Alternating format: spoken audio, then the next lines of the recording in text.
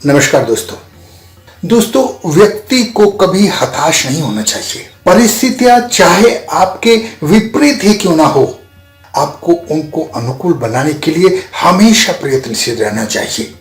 परिस्थितियां आपके अनुकूल हो जाएंगी तो आप अपने आप उस विपत्ति से निकल जाएंगे। लेकिन विपत्ति में ही हमारा हौसला ही हमारी ताकत होती है, हमारा विश्वास होता है। आप किसी भी कंडीशन में हताश ना हो। इसी को ध्यान में रखते हुए एक कहानी सुना रहा हूं। बकरी 2 गांव खा गई। एक राजा एक बार शिकार खेलने के लिए जंगल में गए। उस जंगल में शिकार करते करते वे थक गए तो एक पेड़ के नीचे विश्राम करने लगे।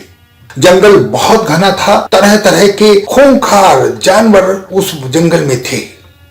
चूंकि राजा थके हुए थे तो उनको नींद आ गई। तभी उनके दल पर एक शेर ने हमला कर दिया।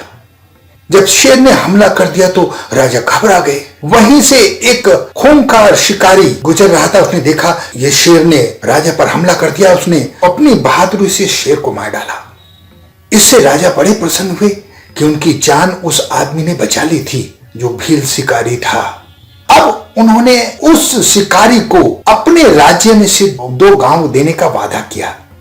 चूंकि घना जंगल था, वहां पर ऐसा कोई आश्वासन लिखने के लिए पत्र वगैरह तो था नहीं, कागज नहीं था, तो उन्होंने पेड़ के पत्ते तोड़े और उस पर लिख कर दे दिया और उस भील शिकारी से कहा कि आप हमारे दरबार में आना, ये पत्ते दिखा देना, हम आपको अपना वादा पूरा कर देंगे, हम आपको 2 गांव इनाम में देंगे।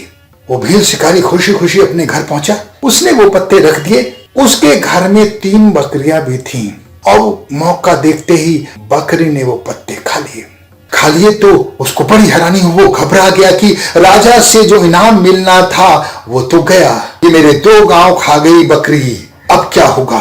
वो बहुत परेशान था। खैर उसने युक्ति लड़ाई और हिम्मत से काम लिया। उसने बुरे वक्त में अपनी हिम्मत को बरकरार रखा। उसने सोचा कि घबराने से कुछ नहीं होगा। उसने राजा के दरबार में जाने का निश्चय लिया और दरबार के गेट पर पहुंचकर दरबान के सामने जोर जोर से चिल्लाने लगा कि मेरे 2 गांव बकरी खा गई है, मेरे 2 गांव बकरी खा गई है, मेरे 2 गांव बकरी खा गई है। भीड़ इकट्ठी हो गई। सब लोग हैरान थे, बकरी गांव कैसे खा सकती है। खैर दरबान ने ये बात राजा से बताई कि एक आदमी ऐसे ऐसे चिल्ला रहा है और आपसे मिलना चाहता है। राजा को वो शिकार वाली बात याद आ गई। उसने उस व्यक्ति को अंदर बुलाया और उसे 2 गांव उपहार में दिए और उससे कहा, हमने तुमसे वादा किया था कि हम अपना वचन पूरा करेंगे। ये 2 गांव तुम्हारे हैं, आज से ये तुम्हारे अधीन है। तुम इन 2 गांव में अपना शासन चला सकते हो, ये तुम्हारी प्रॉपर्टी होंगे। इस पर वो बड़ा खुश हुआ। उसकी युक्ति थी, उसने लगाई, काम आ गई। कहने का लब्बो-लुबाब यह है कि विपत्ति में हताश नहीं होना है। अपनी युक्ति लगाइए, अपने दिमाग का यूज कीजिए, अपनी बुद्धि का यूज कीजिए, लेकिन घबराइए नहीं। विपत्ति में आपका हौसला ही आपका सबसे बड़ा साथी होता है। धन्यवाद दोस्तों।